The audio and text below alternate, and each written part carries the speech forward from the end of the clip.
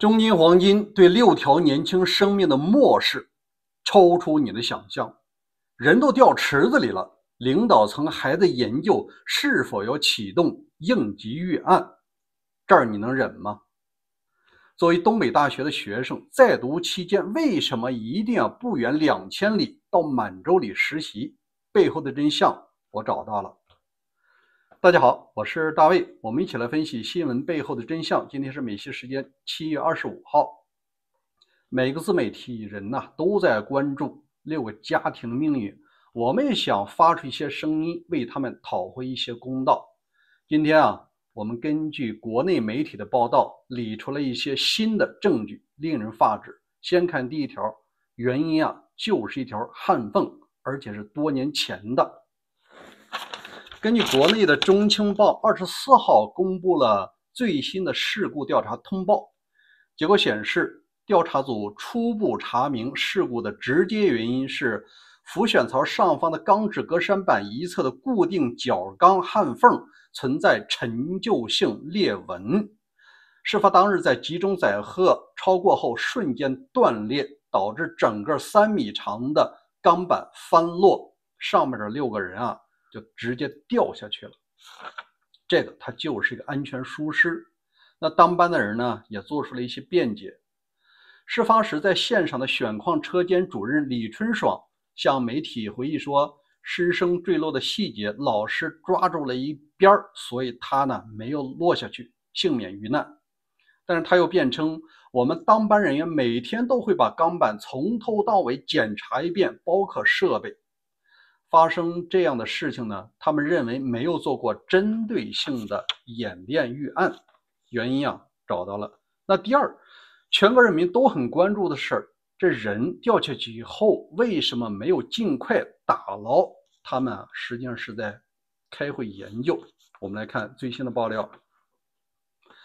根据中国之声的报道，事发是在10点20分，6个学生掉下去的。然后直到10点58分，也就是过了40分钟后，人才到开始救援，但救援用了1个多小时。11点开始救援，直到12点01分才救出第一个坠落的学生。12点40分，也就是捞这学生就捞了40分钟。原因是什么？我们来看。当被问到为什么应急小组在事发后40分钟才赶到现场，赵春爽说，首先要关停设备，并通知附近的工友，出事之后要报到厂长那个级别，才能通知应急小队，并且还要再报公司主管领导、董事长，再到集团，要研究判断是否要启动大的应急预案。走完这堆汇报并收到指令后，应急小队才能出发去救人。这就是他们延误了整整40分钟。那我们再看，为什么打捞从12点开始捞，11点开始捞，12点40才捞完？原因是非常难的。我们来看它的设备。这个浮选机的设计是由北京矿业研究总院设计完成的。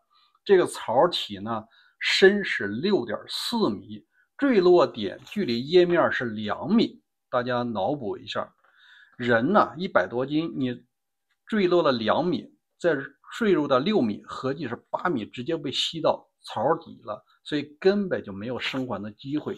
另外下面它有一个高速转动的槽，它根据技术指标是每分钟120转。人下去即使说不会被马上窒息，也会被这个搅动，虽然不至于搅碎，但肯定会受到一些外伤的伤害。在这样里边你就是孙悟空、菲尔普斯，你也不可能钻出来。好，那我们再看一下，为什么说他没找到呢？是因为首先既然你挖不到，先停机，你也不知道人在哪儿，毕竟它有6米深，必须把这个矿液排掉，最后看到。在这儿我们也看到国内媒体一些无耻，他们说的所谓溺亡好像让观众知道掉水里的，实际不是的，这根本不是溺亡，因为真正排就排了1个多小时。那我们再看这个安全隐患实际上它有一定的必然性。根据地方部门的检查呢，4年前已发现了安全隐患，那已经是到2021年了。中国企业信息查询平台企查显示，2021年呼伦贝尔市应急管理局对涉事工厂中的企业进行检查，共发现隐患27条。这是2021年，现在都过去4年了，隐患仍然没有排查。原因啊，中金黄金它属于央企，而地方检查的呢属于内蒙古，接近再过往北1个多小时就出了国际，就到了那个俄罗斯了。所以说天高皇帝远，地方的小小的应急管理局啊，你实际上是很难管住这些央企的。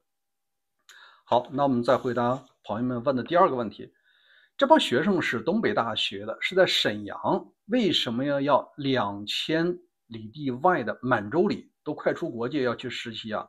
原因是不实习不行，你这个是必修课。来，我们看一下，遇难的6名学生均为东北大学的2022级本科生，年龄在21岁。此次在巫山选矿场的实习是必修课，他要修2个学分。如果不出意外的话，暑期之后他们将升入大4，1年后毕业找工作或者读研深造。实际上每一个家庭都知道，你报这个选矿，他就是要到老少边穷、到艰苦的地方去实习的。为什么这么多家庭还要报呢？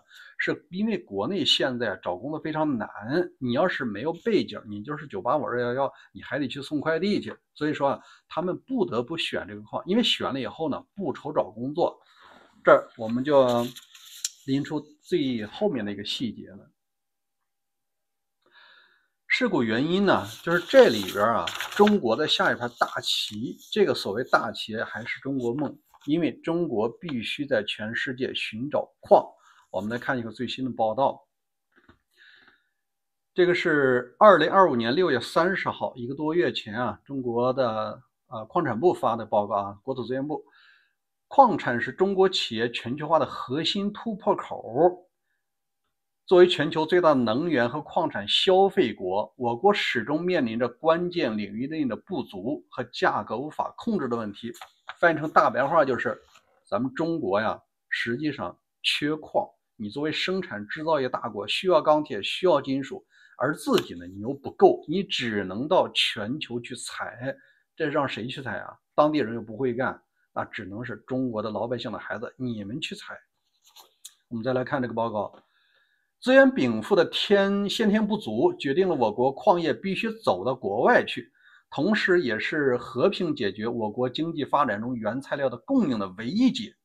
有关矿产能源领域，走出去并购优质企业，获得优质矿产的所有权，不仅仅是构建企业竞争力需要，也是关系到国家的资源安全。